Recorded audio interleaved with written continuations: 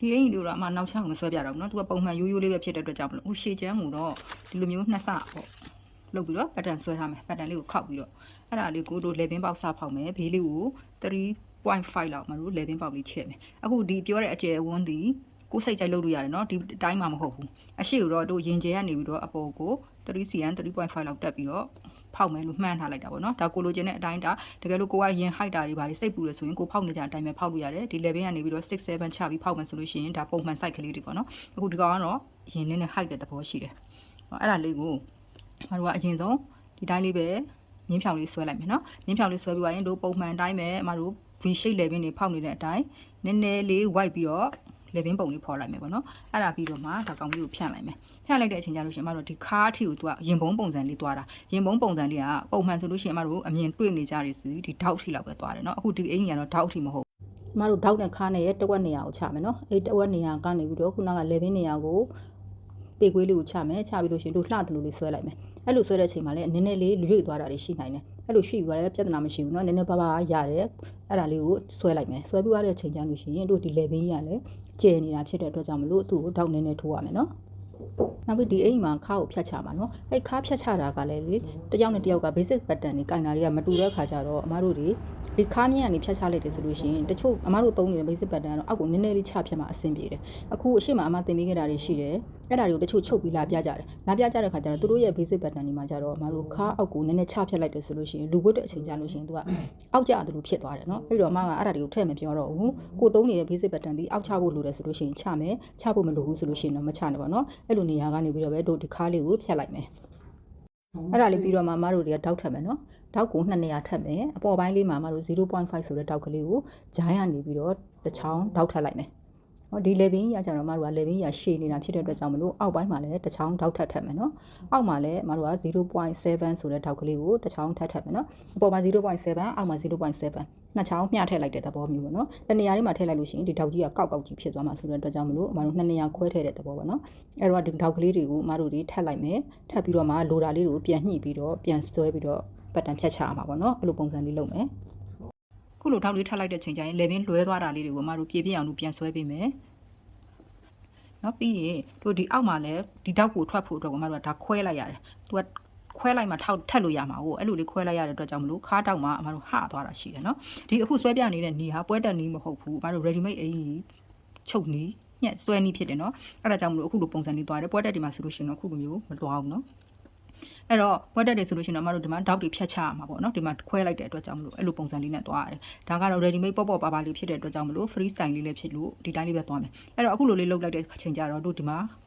ဒီတောက်စာပေါ့နော်ဒီတောက်စာဒီမှာလာပြီးဟသွားတယ်ဒီဟသွားတဲ့အတိုင်းဒါလေးကိုတိုင်းကြည့်မယ်ဘယ်လောက်ရှိမလဲသူရှိတဲ့ဟာလေးကိုအမတို့ဒီဘေးကနေပြန်စားထုတ်လိုက်မယ်နော်တောက်ကိုအမတို့ကဖြတ်ဆက်မှာမဟုတ်ဘူးတစ်ထည်တည်းပဲကိုပဲတတောက်ထဲကိုပဲထည့်ချုပ်မှာဖြစ်တဲ့အတွက်ကြောင့်မလို့ဒါလေးကိုတို့ကစားထုတ်လိုက်မယ်ညှက်ထုတ်လိုက်မယ်နော်ညှက်ထုတ်လိုက်ပြီးလို့ရှိရင်တို့ဒီတောက်ကိုကချုပ်ပေးရမယ်နော်ချုပ်တော့အဲ့တော့ဒီတို့ချုပ်မဲ့အစာအရာဒီတို့ခုနကဒီဘက်ကိုကွဲထွက်သွားတဲ့ဒီအစာလေးမပါတော့ဘူးပေါ့နော်ဒီဟသွားတဲ့နေရာလေးမပါတော့ဘူးမူရင်းနေရာကိုပဲပြန်ချုပ်ရမှာဖြစ်တဲ့အတွက်တို့တောက်အစ်စ်ကဒီဘက်ကိုရွေ့သွားမယ်နော်အဲ့လိုလေးဖြစ်သွားမယ်နော်အဲ့တော့ဒီဘက်ကဒီခသွားတဲ့ဟာလေးကိုဒီဘေးကနေပြီးတော့စားထုတ်လိုက်တယ်ဒါက ready made အင်ကြီးတွေရဲ့ဘယ်လိုပြောရမလဲလှုပ်ဝက်ချက်လို့ပဲပြောရမလားသူကကြတော့ပတ်တန်ကိုချုပ်သမားလဲလွယ်အောင်သူကပြင်ထားတဲ့သဘောပေါ့နော်ချုပ်သမားနဲ့လွယ်အောင်လုပ်ထားတဲ့အခါကျတော့မတို့အရန်ခက်တွေသူကမလုပ်ဘူးနော်အဲ့လိုပုံစံလေးနဲ့ပဲသွားတာသူကအရင်လဲ fitting ကြနေစရာမလိုတဲ့အခါကျတော့နော်ဒါပေမဲ့အခုလိုမျိုးရွှေ့လိုက်တဲ့အချိန်မှလည်းအဲ့ညာပုံပြတ်သွားတာမရှိဘူးနော်မရှိဘူးဒါအမတို့ပုံမှန်ထားလာအထည်လေးတွေမှာလည်းဒီလေးတွေကိုထည့်သုံးလို့ရတယ်။ဒါဆိုလို့ရှိရင်အပေါ်ပိုင်းလေးရပြီဆိုရင်ဒီပတ်တန်ကိုအချောညှက်လိုက်တော့မယ်။ဒီကောင်လေးကိုအမြင်သာအောင်လို့အမတခြားအရောင်လေးနဲ့ကတ်ပြီးတော့ပြပေးမယ်နော်။လေးကိုညှက်တော့မယ်။ဒီဘေးကစားထုတ်မဲ့စာလေးကိုညှက်ချလိုက်မယ်။ဒီလေပင်လေးညှက်လိုက်တော့မယ်ရပြီနော်။အဲ့တော့ဒီမှာတောက်ကလေးကိုပိုးပြပေးထားတယ်အဲ့အမတို့ချုပ်မဲ့တောက်ဒီဘက်ကအဖြူသားလေးနေရအောင်ပဲတောက်ပြန်ရွေ့သွားတယ်နော်ဒီကောင်ကြီးထက်ချုပ်စရာမလိုနော်ဒီနေရာလေးပဲဒီတောက်ကလေးနဲ့ဒါလေးနဲ့ပဲချုပ်ရမှာဒါပုံမှန်ချုပ်ရမယ်တော့အဲ့တော့ဒါလေးကရှေ့ချမ်းရသွားပြီရှေ့ချမ်းရသွားတာဖြစ်တဲ့အတွက်အမတို့ဒီကောင်လေးကိုနှစ်ဆညှက်ထားမယ်ဒီအောက်ပိုင်းလေးရှိမယ်ဒီအောက်ပိုင်းလေးကကြတော့အမတို့ပုံဖော်မှာပေါ့နော်ပုံဖော်မှာဆိုတော့ခုနကတော့တို့တွေဒီမှာ လောက်ခဲ့တဲ့ဟိုခွဲလိုက်တဲ့နေရာလေးရှိတယ်ခွဲလိုက်တဲ့နေရာလေးကဒီနေရာနော်ဒီနေရာမှာဆုံးတယ်ဒီနေရာမှာဆုံးတာဖြစ်တဲ့အတွက်ကြောင့်ဒီကနေပြီးတော့မတို့အရှိလေးကိုဝိုက်ပြီးတော့ပုံဖော်မယ်အဲ့ဒီပုံဖော်တဲ့ဟာကကြတော့ကိုစိတ်ကြိုက်တယ်လို့ဖော်လို့ရတယ်အခုဒီအင်ကြီးနေမှာဆိုလို့ရှိရင်တော့ဒါအမတို့ဒါအင်ကြီးအရှိရဲ့အလေပေါ့နော်ဒီအလေလေးကိုသူကဒီလိုမျိုးလေးဝိုက်ပြီးတော့သွားတာတကယ်လို့အဲ့လိုမဟုတ်ဘဲနဲ့ဒီဘက်မှာအဖုံးလေးပုံစံနဲ့သွားမယ်ဆိုလို့ရှိရင်လည်းကိုစိတ်ကြိုက်ကိုလုပ်လို့ရတယ်နော်အဲ့တော့ဒီတောက်အထိပေါ့ဒီဘက်အချမ်းတောက်အထိကိုမှကလှအောင်လို့ခွဲချလိုက်မယ်နော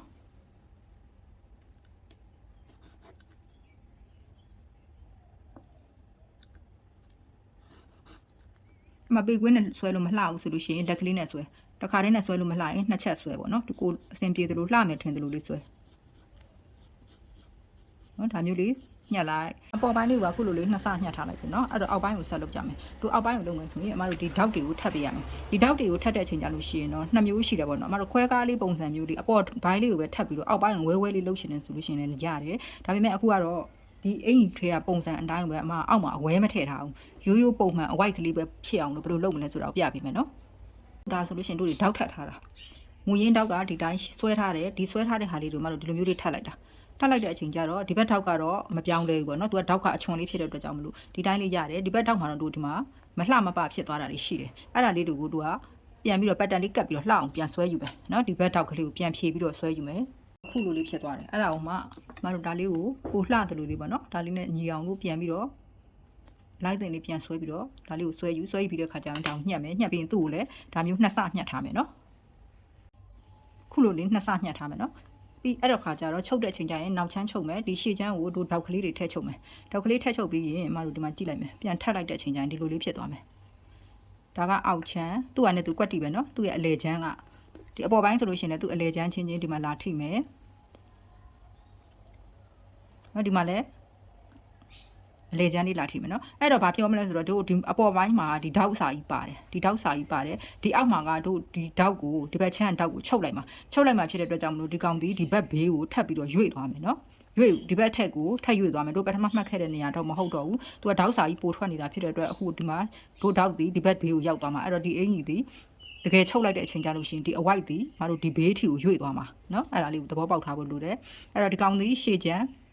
အောက်စာလေးပဲเนาะဒီအပေါ်ပိုင်းကဆိုလို့ရှိရင်လည်းတို့ဒီဘက်မှာဒီလိုပုံစံလေးလာဖြစ်မယ်သူ့ရဲ့အလဲချမ်းကိုလည်းမတို့မှတ်ထားခဲ့မယ်เนาะဒီအလဲမြင့်နဲ့ဒါလေးနဲ့ရတယ်တို့ကတဒန်းနဲ့တွားကြနေရမယ်တွားကြနေမှတို့ဒါလေးနဲ့ပြန်ဆက်တဲ့အချိန်ကျလို့ရှိရင်ကွက်တိကြမှာเนาะအဲ့လိုလေးတော့ပြန်လုပ်ပေးရမယ်เนาะအဲ့ဒါဆိုလို့ရှိရင်ဒီရှေ့ချမ်းလေးရပြီရှေ့ချမ်းရတဲ့ခါကျတော့လက်ကလေးဆက်သွားမယ်လက်ကမတို့လက်စကားပေါ့เนาะကိုလိုချင်တဲ့လက်အရှိကိုဖြတ်ထားမယ်ဖြတ်ပြီးသွားလို့ရှိရင်တို့တဒေါင်အောက်လောက်အဲ့ဒါကိုတိုင်းဒီမှာတိုင်းပြီးတော့ဖြတ်မယ်เนาะဒီလက်အရှိကလည်းတို့လိုချင်တဲ့လက်အရှိကိုလူခန္ဓာကိုယ်မှာတိုင်းမယ်အခုဒီအောက်ကဖြတ်မဲ့အစလေးကိုလည်းတို့လူခန္ဓာကိုယ်မှာတိုင်းမယ်ပေါ့အဲ့ဒါကကြတော့ဒီထိတ်ကနေပြီးတော့ပဲတိုင်းမယ်တထောင်အောက်လောက်ထိကိုတိုင်းမယ်ဒီကတော့လက်စကအရှိပေါ့နော်အဲ့ဒါလေးကိုလိုချင်တဲ့ပမာဏတွေကိုအမတို့လေးဖြတ်လိုက်မယ်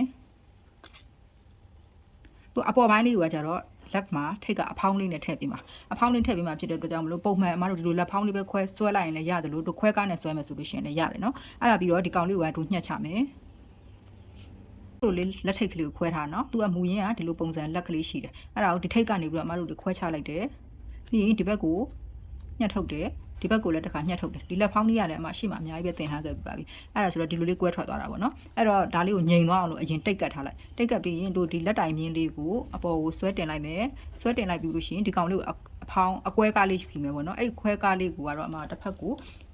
2.5 လောက်ထိယူလိုက်မယ်နည်းနည်းဖောင်းလေးဖြစ်သွားအောင်လို့နော် 2.5 ဟိုဘက်ဒီဘက်ဆိုတော့ 5cm ပေါ့ 5cm နောက်ကိုမှတို့ဒီလိုခွဲကားလိုက်မယ်ဒါလေးကိုတိတ်ငြိမ်အောင်တိတ်ကတ်လိုက်မယ်နော်